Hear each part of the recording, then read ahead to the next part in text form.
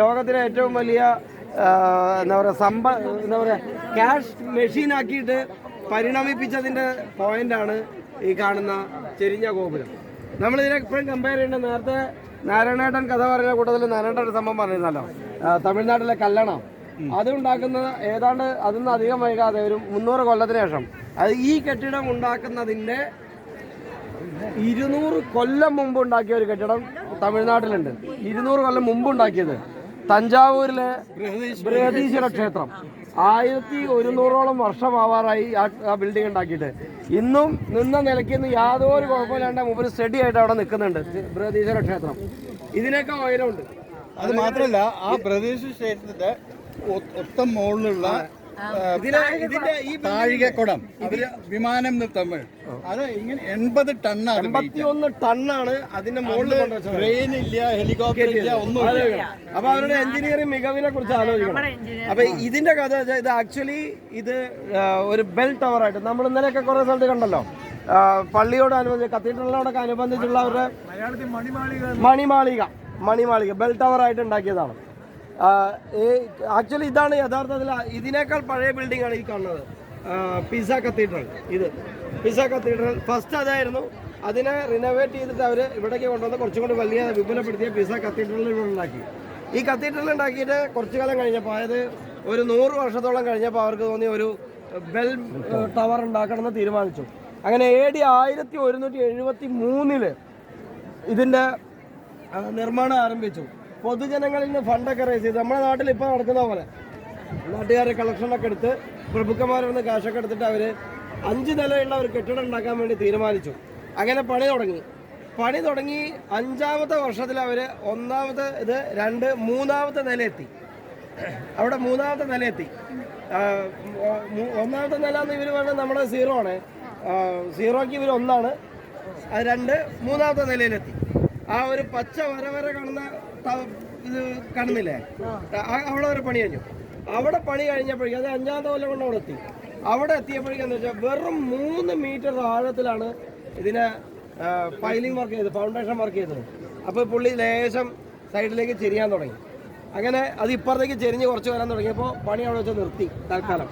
ഇനി അത് എന്ത് ചെയ്യണമെന്ന് പഠിക്കാൻ വേണ്ടി ഇവർ പല ആൾക്കാരെയും വിളിച്ചുകൊണ്ടെന്ന് പല പഠനങ്ങളൊക്കെ നടത്തിയപ്പോൾ ഇവർ വളരെ ബുദ്ധിപരമായിട്ടൊരു കാര്യം ചെയ്തു. ചെരിവ് അറിയാതിരിക്കാൻ എന്ത് ചെയ്യാന്ന് വെച്ചാൽ ഈ സൈഡത്തെ തൂണുകൾക്ക് വലിപ്പം കൂട്ടുകയും ആ സൈഡിലെ തൂണുകൾക്ക് വലിപ്പം കുറയ്ക്കുകയും ചെയ്താൽ ചെരിവ് അറിയില്ലല്ലോ എന്ന് തീരുമാനിച്ചു. അപ്പം എന്ത് പറ്റി, വലിപ്പം കൂടുമ്പോൾ ഭാരവും കൂടുമല്ലോ, ചെരിവ് കുറച്ചും കൂടി കൂടി, പിന്നെയും ചെരിഞ്ഞു. അടുത്ത അന്തക്കേട് തുടങ്ങി എന്ന് പറഞ്ഞ പോലെ. അങ്ങനെ അത് ഒന്നും കൂടി ചെരിയാൻ തുടങ്ങിയപ്പോൾ നിർത്തി. അപ്പോഴേക്കും എന്താ പറ്റിയെന്ന് വെച്ചാൽ ഇറ്റലി, ഫ്രാൻസ്, ഈ ഇംഗ്ലണ്ട് യുദ്ധത്തിൻ്റെ കാലഘട്ടത്തിലൊക്കെ ഇവിടെ രാജാക്കന്മാർ തമ്മിൽ നിരന്തര യുദ്ധമായി. പിസയിലെ ഗവൺമെൻറ്റിന് ഇത് റിപ്പയർ ചെയ്യാനോ അല്ലെങ്കിൽ ഇത് ഉണ്ടാക്കാനോ പറ്റാത്ത അവസ്ഥയായി. പിന്നെ അവിടെ ഇട്ടു കുറേ കാലം, ഒരു 20-25 വർഷം 30 വർഷം കഴിഞ്ഞിട്ട് വീണ്ടും ഇവർ റിനോവേഷൻ പരിപാടി തുടങ്ങി. അപ്പോഴേക്കും എന്ത് പറ്റി, ഒരു ഗുണം കിട്ടി. ഈ വർഷങ്ങളോളം അവിടെ കിടന്നുകൊണ്ട് മണ്ണ് കുറച്ച് ഉറച്ചു. ഈ 3ാമത്തെ നിലയിൽ നിന്ന് 4ാമത്തെ ഒരു നിലയും കൂടി അവരുണ്ടാക്കി. 4ാമത്തെ നില ഉണ്ടാക്കിയപ്പോൾ അപ്പോഴേക്കും കുറച്ചും കൂടി ബുദ്ധി വെച്ചപ്പോൾ ഇവരെന്ത് ചെയ്തെന്ന് വെച്ചാൽ അതിനെ ചെരിവിനെ ബാലൻസ് ചെയ്യാൻ വേണ്ടി അപ്പുറത്തെ സൈഡിൽ വെയിറ്റ് കൂടുതലും ഇപ്പുറത്തെ സൈഡിൽ വെയിറ്റ് കുറച്ചിട്ട് ബിൽഡിങ്ങിനെ ഒന്നും കൂടി ശരിയാക്കാൻ നോക്കി. നമുക്ക് നോക്കിയാണ് ചെരിവ് കൂടുതലുള്ളത് ആദ്യത്തെ 3 എണ്ണമാണ്. അത് കഴിഞ്ഞാൽ ചെരിവ് കുറച്ച് കുറയും. അങ്ങനെ 4ാമത്തത് ഉണ്ടാക്കി കഴിഞ്ഞു. വീണ്ടും യുദ്ധം വന്നു, അവിടെ കിടന്നു കുറേ കാലം കഴിഞ്ഞു. അത് കഴിഞ്ഞ് പിന്നെ ഒരു 40-50 കൊല്ലം കഴിഞ്ഞിട്ടാണ് അടുത്ത ഘട്ടം തുടങ്ങുന്നത്, 5ാമത്തെ നില തുടങ്ങുന്നത്. അതായത് 1173 പ്ലാൻ ഫിനിഷ് ചെയ്യുന്നത് 198 കൊല്ലം കൊണ്ടാണ് ഈ ബിൽഡിംഗ് പണി നിർത്തുന്നത്. അത് അന്നത്തെ അവരുടെ എഞ്ചിനീയറിംഗ് ടെക്നോളജിയുടെ ഫെയിലിയർ, അല്ലെങ്കിൽ അവരുടെ അറിവില്ലായ്മ, ഈ അബദ്ധത്തിന് മറ്റുള്ളവരുടെ കണ്ണിൽ പൊടിയിട്ടിട്ട് അഡ്ജസ്റ്റ് ചെയ്യാൻ വേണ്ടി നോക്കിയ പൊട്ടത്തരങ്ങൾ. ഇങ്ങനെ പല അബദ്ധങ്ങളുടെയും പൊട്ടത്തരങ്ങളുടെയും കൂടി ഒരു കാഴ്ചയാണ് ഈ സാധനം. അതിന് പിന്നീട് കുറെ കാലം, പക്ഷെ ഒരു അത്ഭുതം എന്താണെന്ന് വെച്ചാൽ പ്രകൃതിയുടെ ഒരു ഇന്റർവെൻഷൻ കാരണം ഈ ഇത്രയും കാലം എടുത്തല്ലോ. 200 കൊല്ലം എന്ന് പറഞ്ഞാൽ ചെറിയ കാലമല്ലല്ലോ, അതൊക്കെ ഒരു അത്ഭുതം. അപ്പൊ ഈ 200 കൊല്ലക്കാലം കൊണ്ട് എന്താ വെച്ചാൽ മണ്ണ് നല്ലോണം അടിയിൽ ഉറച്ചു. അടിയിലത്തെ മണ്ണ് ഉറച്ചിട്ട് എന്ത് ചെയ്ത് ഇതിനെ നാച്ചുറലി അതിനൊരു നല്ല ഉറപ്പുള്ള ഫൗണ്ടേഷനായിട്ട് ക്രമേണ അത് മാറി. അങ്ങനെ ഇത് ഇതേപോലെ ഈ രൂപത്തിൽ നിലനിന്നു. പിന്നീട് അതിനുശേഷം ഒരു 1800-കൾ 900-ലെത്തിയപ്പോൾ ഇതിനെ ഒരു ചരിത്രപരമായ മൂല്യം കണക്കാക്കിയിട്ട് പല മെയിൻ്റനൻസ് വർക്കുകളും ഇതിനെ ഇനിയും ചെരിഞ്ഞ് വീഴാതിരിക്കാൻ വേണ്ട കുറേ ടെക്നിക്കൽ വർക്കുകൾ താഴെയും മുകളിലൊക്കെ ആയിട്ട് ഇവർ ചെയ്തിട്ടുണ്ട്. എന്നിരുന്നിട്ടും 1990 ഇത് വീണ്ടും 2 ഡിഗ്രി വീണ്ടും ചെരിഞ്ഞു. അങ്ങനെ 2-3 ഡിഗ്രി വീണ്ടും ചെരിഞ്ഞു കഴിഞ്ഞ സമയത്ത് ഒരു 11 വർഷത്തോളം എടുത്തിട്ടാണ് വീണ്ടും അതിനെ ഒന്ന് നിവർത്തി വെച്ചത്. അവർ വർഷങ്ങളൊക്കെ പത്രത്തിലൊക്കെ വായിച്ചറിവ് പലർക്കും ഉണ്ടായിരുന്നു വരും. ഇതിനെ നിവർത്തുന്നതിന് വേണ്ടിയിട്ട് ലോകത്തുള്ള ഒരുപാട് എഞ്ചിനീയർമാരെ ഇൻവിറ്റേഷൻ എടുത്തിട്ട് മലേഷ്യയിലെ പെട്രോണസ് പവർ ഉണ്ടാക്കിയ പെട്രോണറ്റ് LNG ഗ്രൂപ്പാണ് ഇതിനെ കുറച്ചും കൂടി ഒന്ന് നിവർത്തി ശരിയാക്കി വെച്ചത്. അല്ല, കുറച്ചൊന്ന് ശരിയാക്കി ഇപ്പോൾ ഉള്ള പോലെ ആക്കിയത്. അപ്പോൾ കുറച്ചു കാലം അതുകൊണ്ട് ഇതിൻ്റെ ഉള്ളിലേക്ക് വിടുന്നില്ലായിരുന്നു. ഇപ്പോൾ വീണ്ടും ആൾക്കാരെ വിടുന്നുണ്ട്, ടിക്കറ്റുകളുണ്ട്. ഇതാണ് പിസ ഗോപുരം, ചെരിഞ്ഞ പിസ ഗോപുരം എന്നുള്ളത്. അബദ്ധവശാൽ ഇങ്ങനെ നിലനിന്ന് പോകുന്ന ഒരു സംഭവമായിട്ട് നിൽക്കുന്നത്. പക്ഷേ ഇതിൻ്റെ ചെരിവ് ലോകത്തിലെ ഏറ്റവും ചെരിഞ്ഞ ബിൽഡിംഗ് ഇതല്ല. ലോകത്തിലെ ഏറ്റവും ചെരിഞ്ഞിട്ട് ഇന്ന് നിലനിൽക്കുന്ന ബിൽഡിംഗ് കാണണമെങ്കിൽ നിങ്ങൾ കാശിയിൽ വേണം. കാശിയിൽ ഗംഗ ബോട്ടിങ്ങിൽ പോകുന്ന സമയത്ത് അവിടെ ഒരു ക്ഷേത്രമുണ്ട്.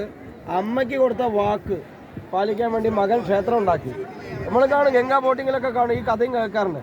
അമ്മയ്ക്ക് കൊടുത്ത വാക്ക് പാലിക്കാൻ വേണ്ടി ഒരു ക്ഷേത്രം ഉണ്ടാക്കിയിട്ട് മകൻ പോയി അമ്മയോട് പറഞ്ഞു, അമ്മയ്ക്ക് തന്ന അമ്മയോടുള്ള കടം വീട്ടി എന്ന് പറഞ്ഞു.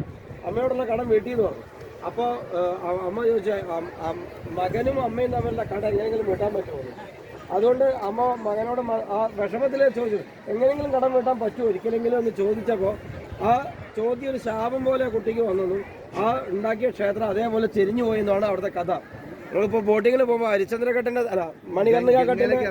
മണികർണികാഘട്ടിൻ്റെ തൊട്ടടുത്ത് കാണാം. ഏകദേശം ഇതിനേക്കാളും ഒരു 15 ഡിഗ്രി ഇനിയും ചെരിഞ്ഞിട്ടാണ്. അതായത് ശരിക്കും ഇങ്ങനെ 2 മോഹൻലാലിൻ്റെ ചെരിവ് ചെരിഞ്ഞിട്ട് നിൽക്കുന്ന ബിൽഡിംഗ് അവിടെ കാണാം. അപ്പോൾ അതാണ് ലോകത്തിലെ ഏറ്റവും ചെരിഞ്ഞിട്ട് ഇന്നും നിലനിൽക്കുന്ന കെട്ടിടം. ഇതും മോശമില്ലാത്ത ചെരിവായിട്ടുണ്ട്. ഇതിൻ്റെ ഏറ്റവും മുകളിലേക്ക് അവിടേക്ക് പോകുന്ന ടിക്കറ്റ് നമ്മുടെ ഉണ്ട്. ആർക്കെങ്കിലും കയറുന്നില്ല എന്നുണ്ടെങ്കിൽ സ്റ്റെപ്പ് ഇങ്ങനെ കയറി ചുറ്റി പോകും. മുകളിൽ കാണാൻ നല്ല വ്യൂ ആണ്. ഒരു കാര്യം കൂടി, ഇതിന് ശരിക്കുള്ള ചരിവ് നിങ്ങൾ ഇവിടുന്ന് മനസ്സിലാവില്ല. ആ സ്ഥലം കണ്ടോ, അവിടെ പോയി ഫോട്ടോ എടുത്താൽ ഇത് ചെരിവും മനസ്സിലാവും, നമ്മൾ ഗ്രൂപ്പ് ഫോട്ടോയും കിട്ടും. അങ്ങോട്ട് പോയിട്ട് ഇങ്ങോട്ട് വരാം കേട്ടോ. ഓക്കെ, അപ്പോൾ